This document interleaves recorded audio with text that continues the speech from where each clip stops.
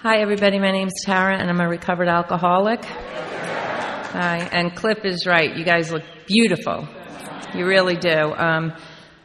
This is a really special conference for me because, as Cliff said, some of my favorite people are here. And I couldn't wait to get here. And my sponsor's here, and she just prayed with me in the bathroom. She said, we can pray at the altar or we can pray in the bathroom. God's going to show up. So thank you, Marion, for that. My sponsee drove 4.5 hours from North Carolina, my dear friend, to be here. And I have other sponsees here that are dear to me and just friends from all over the country. I want to thank Ben and the committee for inviting me here because I wouldn't have wanted to miss this one. I would have come even if you didn't invite me when I saw who was going to be here. So thank you for that. And for Shauna and especially Gemma for making the trip and picking me up at the airport when my flight was delayed. I know your mom didn't think it was a long time, but you did. So thank you, especially to Gemma. And to everybody who's been involved. You know, I've put on conferences with people before, and if you've never been involved, you have no idea the amount of work that goes on behind the scenes. So to anybody who's had anything to do with this, I truly thank you. This is an amazing weekend already. I want to thank Cliff for step one, right? Powerless. Oh, that was phenomenal. And I've been tasked with speaking on steps 2 and 3. And in We Agnostics, it says, and it means, of course, that we're going to talk about God. That's what I'm here to do. And if you have a problem with God, oh well, because I love him dearly.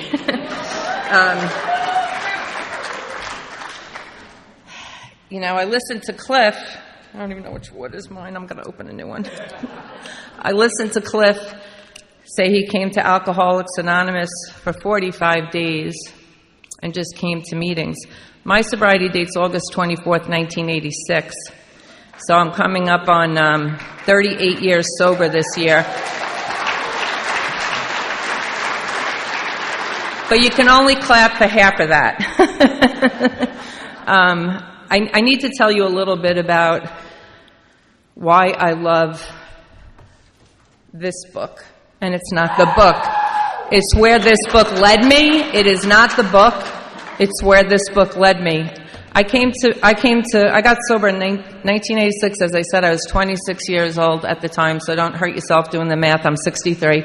And, but I got sober young back then. In 86, when you were 26, you were young. And, I jumped in with both feet as well, and I did everything I was told to do. You know, I joined a home group immediately. I got a service commitment, cleaning ashtrays. And, we got to smoke back then. I was a 3-pack-a-day smoker, so you people who get sober and have to go outside of meetings or wait an hour, that's a whole nother level of sobriety, in my opinion. I don't know if I could have done it. But at any rate, got a sponsor. I went to retreats. I worked in a sober nightclub. I went to Sober Club Meds for vacation. I literally thought I was the poster child for Alcoholics Anonymous. And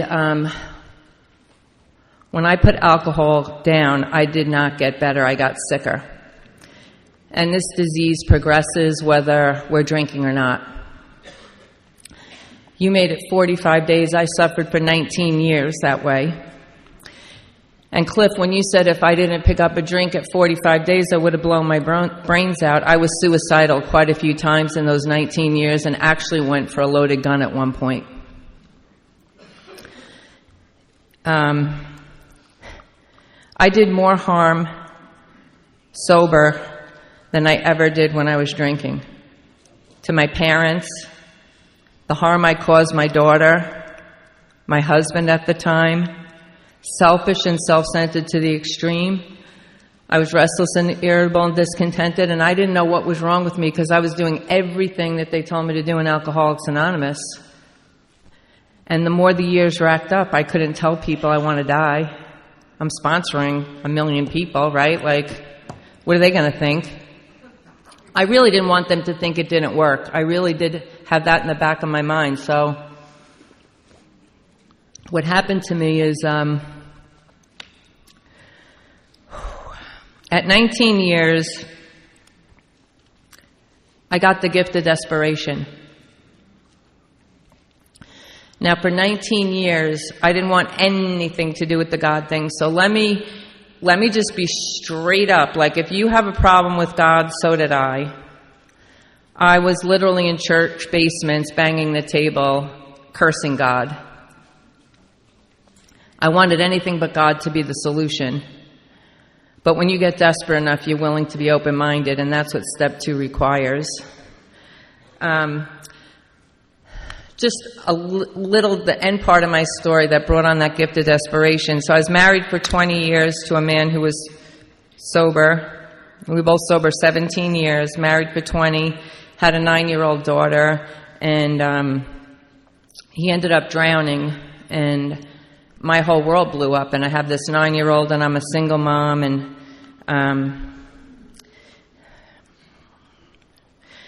God's really putting it on my heart to tell you how bad it was before I got that gift of desperation at 19 years, so that you know why I needed him so badly.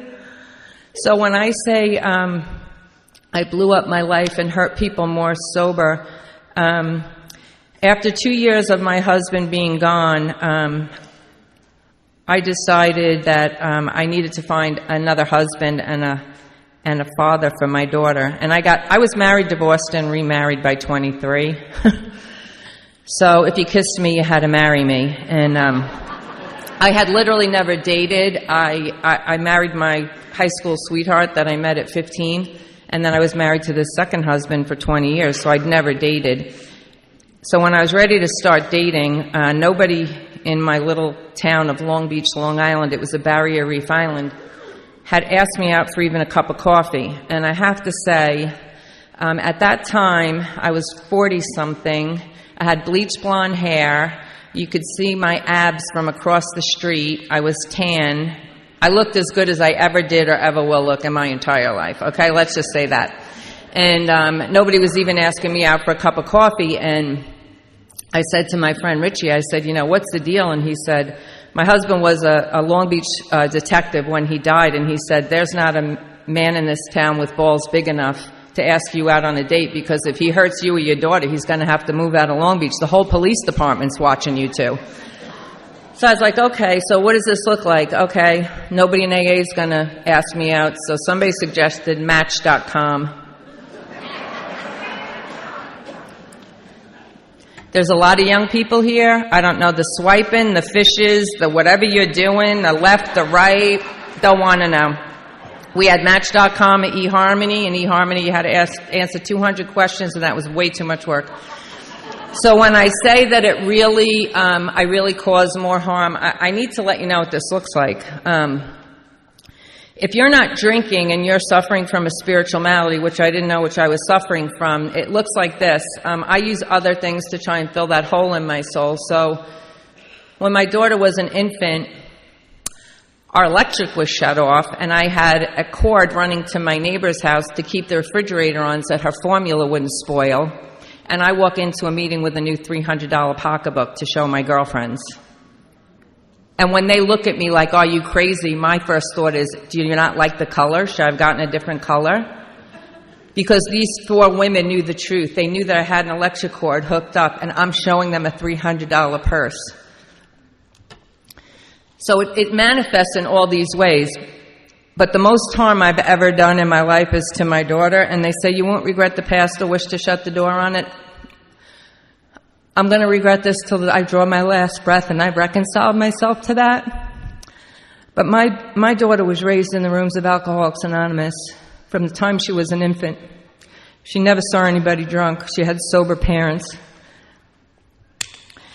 I was bringing home strange men that were around my child at 11, and she would say, Mommy, please don't let them come here anymore. They scare me.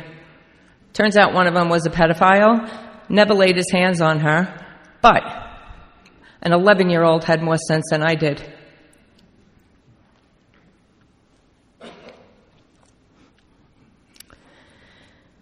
I finally met somebody in AA. We went to a couple of funerals together. He didn't drive, so I gave him a ride.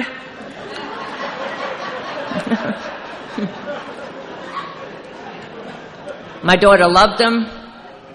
Great guy. Great guy, really great guy. I mean, I really, really loved him, and she really cared about him too. And life was great. When we had one little hiccup, he started smoking crack.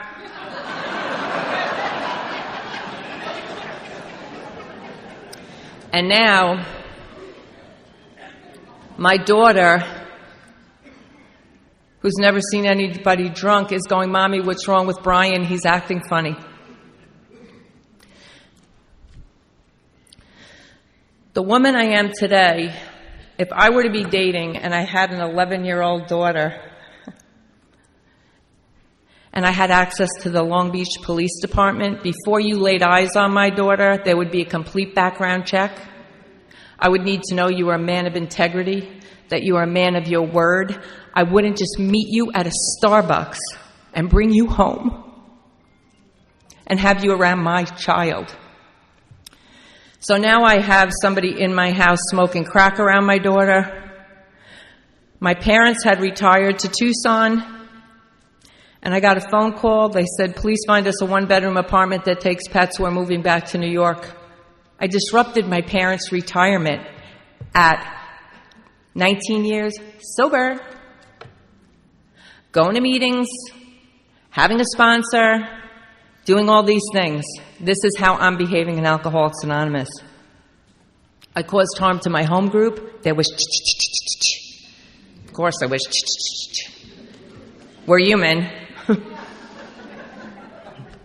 I had to make an amends to my home group. But God. Two of my favorite words are but God. But God used a crackhead named Brian to literally save my life.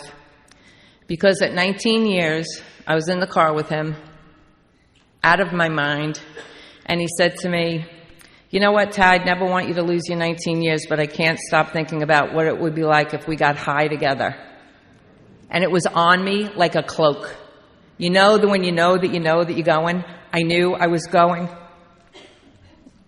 And I called my dear friend in Texas. Imagine doing that to your dear friend. "Oh, I'm going to go smoke crack with Brian now." Like, what's she going to do? But God. But God said, through her, "Didn't you meet some woman? Didn't you take some woman's number at a conference?" I was like, "Yeah, this woman, Val." She said, "You have her number?" I said, "Yeah, I wrote it in the back of my big book." And she said, "I'm going to stay on the phone with you until you call her." And Val picked up on the very first ring. And I was blubbering like an idiot. "I am going to smoke crack. I'm going to die. My daughter's going to be an orphan." I don't believe we can get sober for anybody, but I believe it can get us motivated to want to get sober. And the one thing I could not live with is leaving that little girl an orphan, and I knew I was going to die. And I'm like, gonna die, smoke crack, orphan, snot coming out of my nose. She met me once. And I'm sure she regretted it at that moment, but anyway.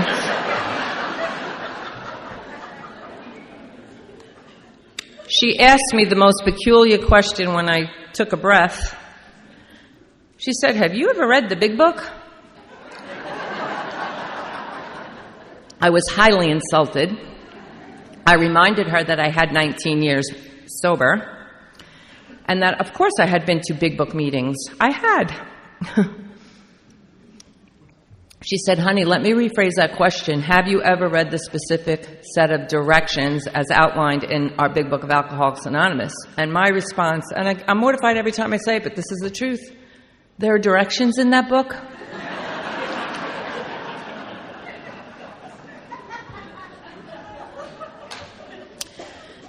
So Val said to me, "What are you willing to do?"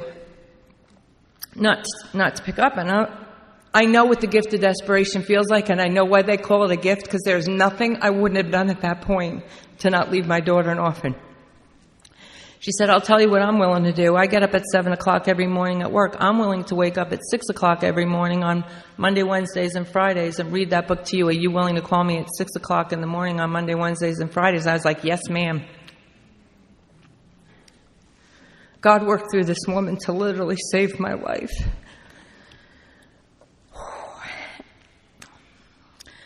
Had my brand new big book with my blue highlighter, because it had to be blue, and my blue notebook, and my blue ink pen, and my ashtray, and my coffee, and I was ready to go. And she took me through this book, and what I got so clearly, which was necessary for me to get step 2,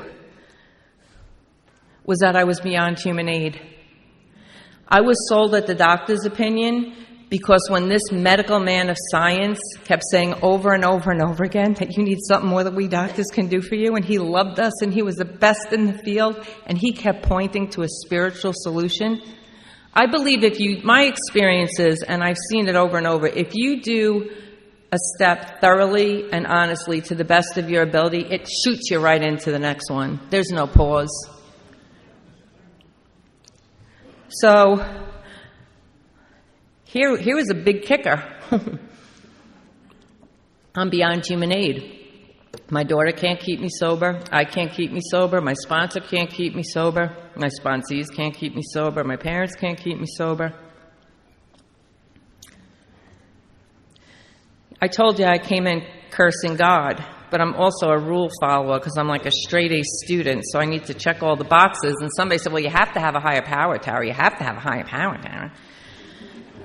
So then we're like, well, you can do GOD, good orderly direction, or group of drunks. And I was not too interested in any good orderly direction, so I opted for the group of drunks choice.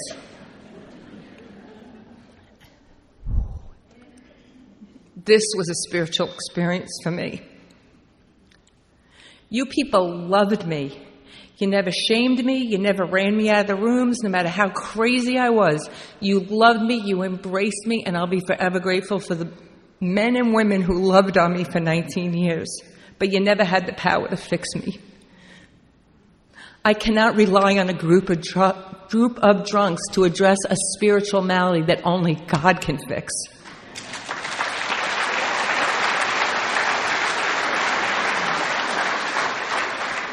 I had assigned you a job that you were going to fail at for another 19 years if I lived that long. So when she said, are you willing to believe that a power greater than yourself can restore you to sanity? Do you know what it's... I don't know if any of you in here have experienced it. I'm sure I am not unique. We do some horrible things, some gut-wrenching things that we regret. And then we go, oh, I was in a blackout. Sorry. Oh, I was out of my mind. I don't really remember that, but, how can I make it right? When you do that sober, there's a different level. You can't blame it on the alcohol. And people are like, what's wrong with you? So you bet I was willing to believe. It says... that willingness is all that's required for step 2. We only have to be willing to believe in a power greater than ourselves. And I certainly was willing. And I knew it couldn't be a group of drunks. So when I tell you I was cursing God, I wasn't one of those people who didn't believe in God. Just the opposite. God bless you. And I mean that.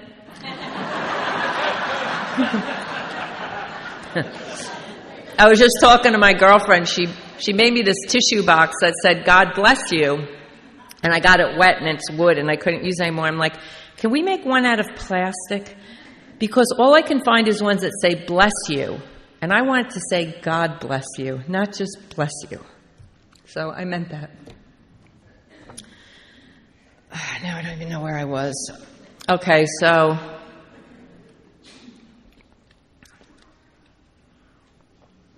Can somebody help me?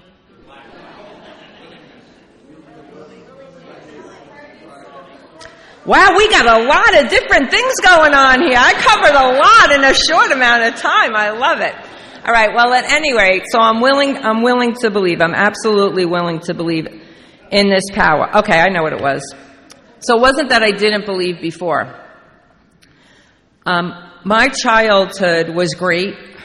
I, too, came from parents who were terrific parents, didn't drink, didn't see any alcoholism in my family, grew up on suburban Long Island. Life was great, but I got bullied horrifically when I was a kid.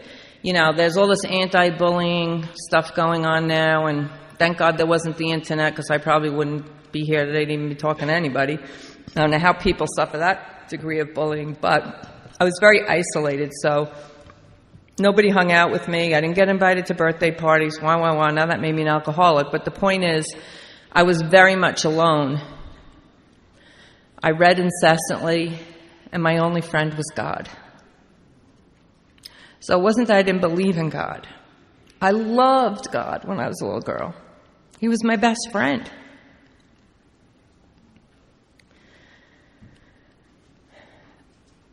I picked up at 12 years old. I believe it saved my life. My husband hates when I say that, but I believe I would have been a teenage suicide if I did not find that sense of ease and comfort that came at once, where I could finally breathe and say, I can do me, right? So, at any rate, I had to go back to that God whose heart I had broken for all those years. And that was a pill I didn't want to swallow. But when you get the gift of desperation, you're willing to do whatever you got to do. And I was willing to believe. So we crossed that obstacle.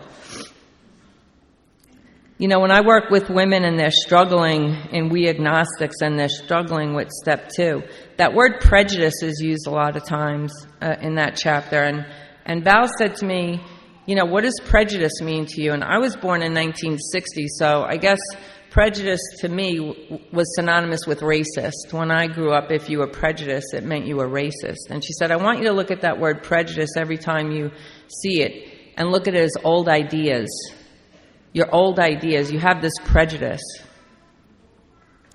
So when I work with women and they have these old ideas that don't work, if you have a solid first step, I'm like, but do you want to believe? They're like, yeah, I want to believe. I just don't know if I can believe. And I'm like, you're in. Willingness, you just got to want to believe, and you're in. All right, let's keep going, you know, like, it's not, God doesn't make too hard terms on us, right? He doesn't make too hard terms on us. So I got to the fact that I needed to go back to this God. Lucky for me, I believed in a loving God and not a punishing God. But then we came to step 3, and that's where I really saw when my life was off the rails. The self will run riot. You know, if I get this, I'll be happy. If I just get that, I'll be happy. If I just get that degree, I'll be happy. If I just get that house, I'll be happy. If I just drive that car, I'll be happy. You know, and I would get all those things.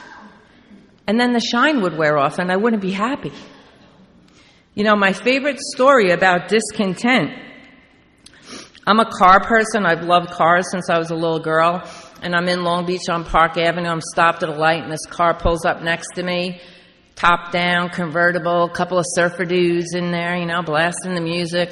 And I'm looking at this car going, I have never seen this kind of car before. It is beautiful. Like, I'm lusting after this car. So I let him pull up first, and it was a Saab turbo convertible, 900 Saab turbo convertible back in the day. Jerry Seinfeld drove one in his episodes.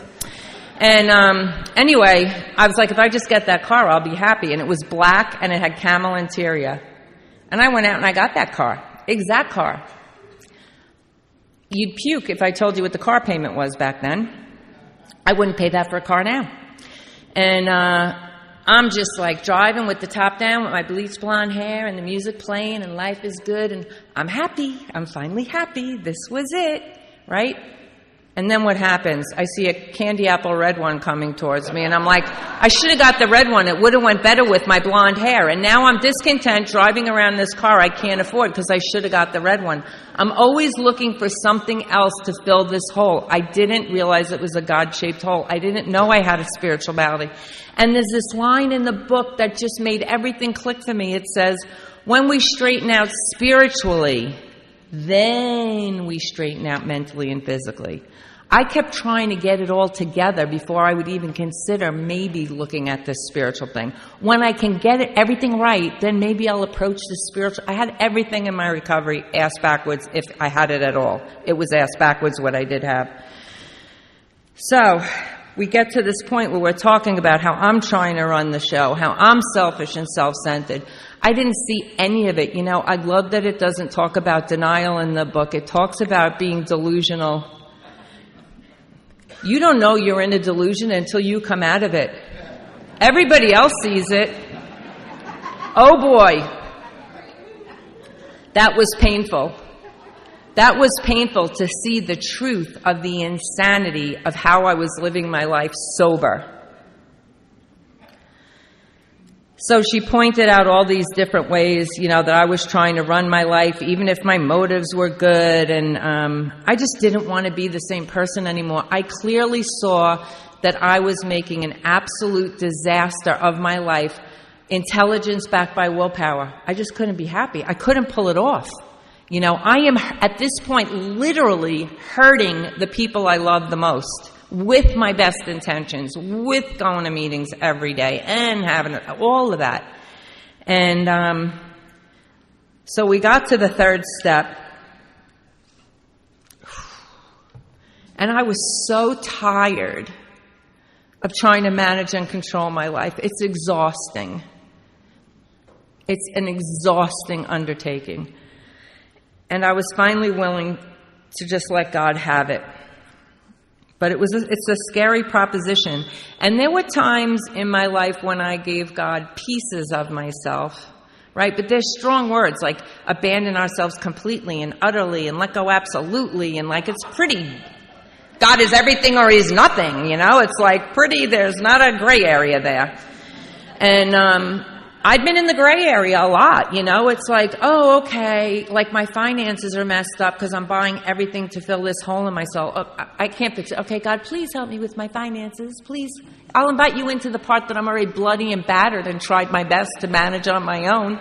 You know, I'd give him this piece. I'd give him this piece. My relationship, I'm selfish and self-centered. I can't even go to how selfish and self-centered. I didn't see it. And so I'd give God pieces of me. But this was asking for me to give my whole will, my whole life, all of it, to the care of God.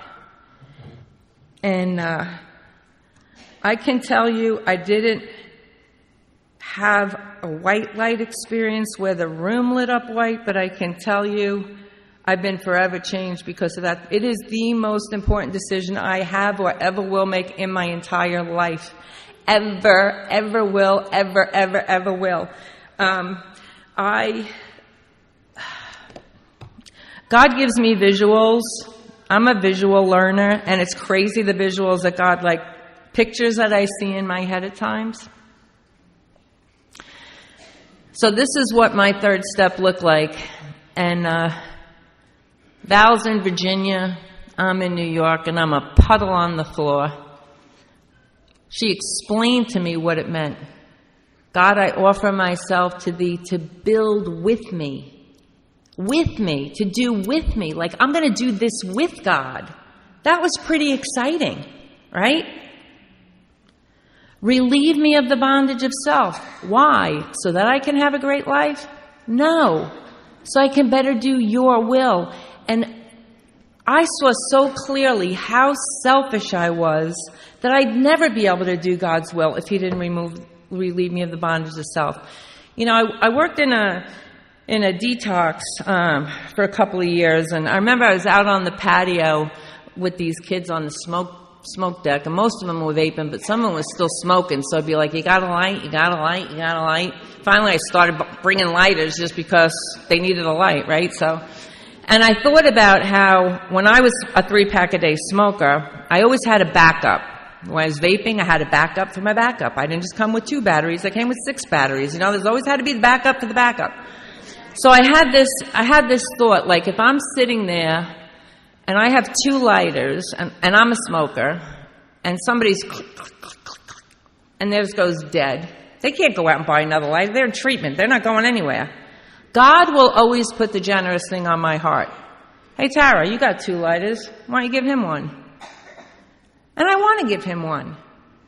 Until I think, but what if mine runs out? I don't know how much fluid's left in mine. What if I give him the one that's... I can't do what God's will is, which is always kind and generous and loving, if I'm stuck in my own selfishness. So I'm asking him to relieve me of the bondage of self so that I'm capable of doing his will. When he puts it on my heart, I actually can do it because I'm not in the way. Okay, I had recited that prayer for 19 years. Nobody ever explained to me what it was. I knew it by heart, but I didn't know what it was about. Take away my difficulties so that I'm, happy, joyous, and free. No, so that victory over my difficulties can bear witness of thy power, thy love, and thy way of life. Right? So, we get to bear witness that we're sober, but, when you lose a parent or a child or a spouse or a job, or we go through difficult times, like we don't escape unscathed in here. Am I going to handle that with grace and dignity? And when people say, how are you getting through that? God. It's all God. It's all God. So she explained to me what this was, and that I basically was going to have hands off my life. I no longer have a say. It's a pretty crazy thing to ask of somebody. But 19 years of trying to do it my way, being suicidal, going for a loaded gun, screwing up my parents' retirement, causing such harm to my child. She's in therapy now. Thank you for answered prayers. And she's got 3 weeks sober. Thank you for answered prayers.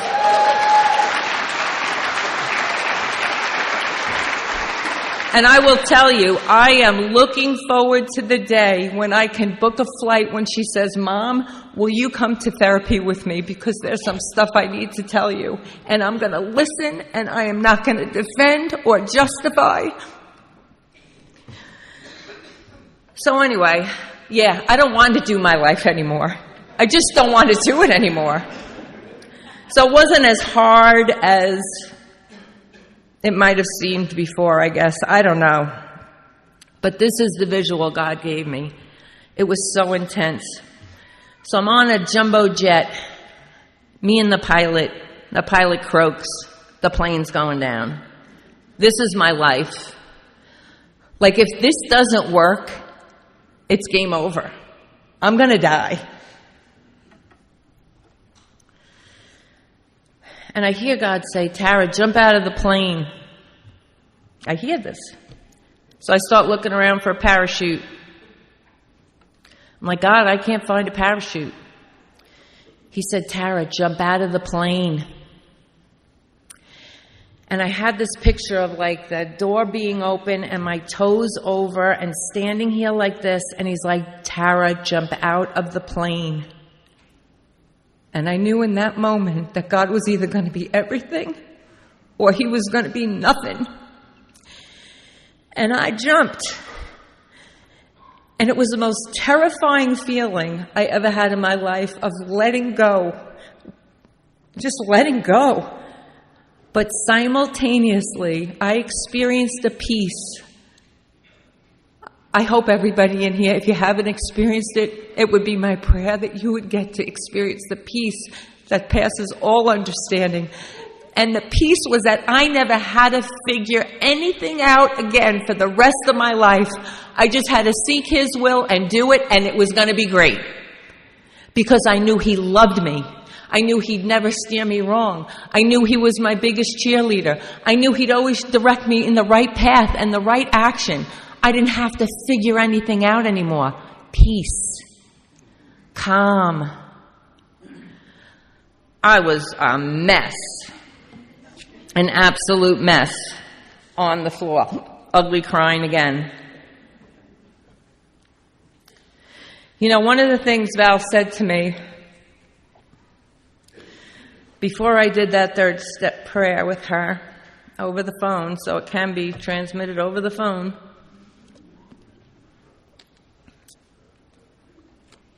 was, I'm going to ask one thing of you, Tara. If this works for you, and I know it will, I want you to promise me that you're going to bear witness. That you're going to bear witness. That you're going to bear witness that there is a solution to alcoholism, that we can recover. And you're going to talk about God's power, God's love, and God's way of life. And my friend Val just passed away recently.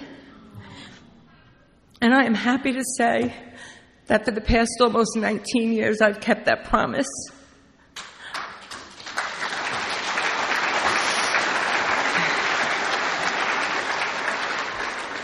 I am passionate, beyond passionate. I am more passionate now than I was almost 19 years ago to let people know. I know what it's like to live in AA without a solution, and I know what it's like to live with one. I know what it's like to live in AA on self-will and separated from God. And I know what it's like to have a deep, intimate, personal relationship with God.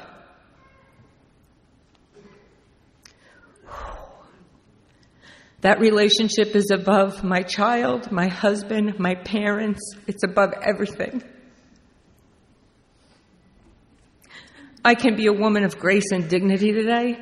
I am comfortable in my own skin. He has never failed me. He has never let me down. He comes to all who seek him. He loves you more than you will ever know. Every single one of you, no matter what you've done or where you've come from, you are loved. The fact that you're sitting in Alcoholics Anonymous, there are people who are never going to make it to these rooms.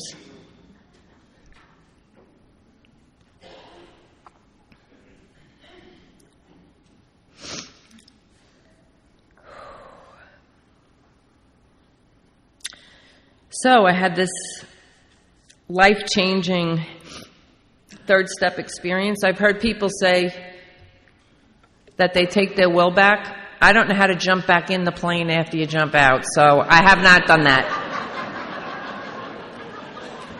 And I'm not saying I got it perfect, and I'm not saying I don't screw up, and I do, and thank God for a 10th step, and thank God for God.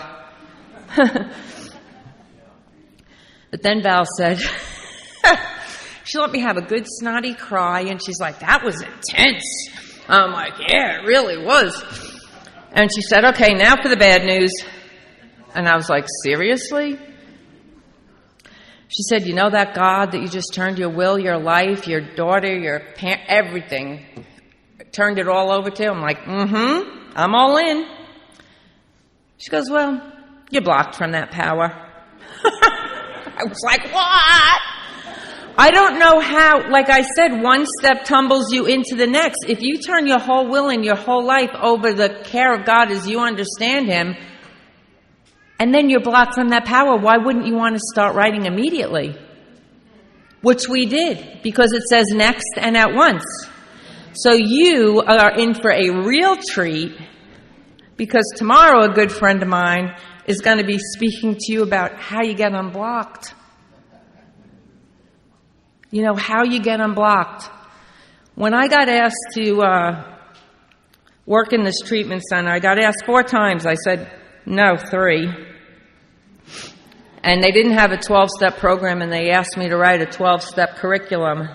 And I sat down with all the bigwigs, and I said, before you say anything to me, if you're looking for me to get them through 1, 2, and 3 and send them out the door, I'm not interested.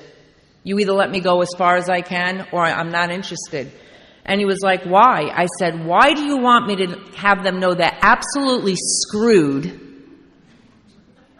Be willing to believe that there might be a power that can help them. Have them turn their wills and their lives over to that power, and then send them out into the world blocked from that power.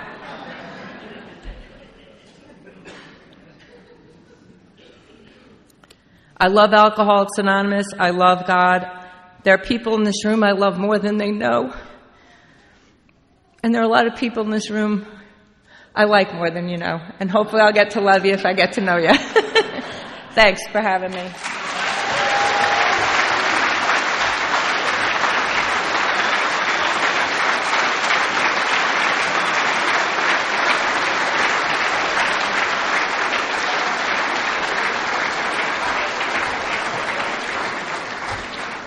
Thank you.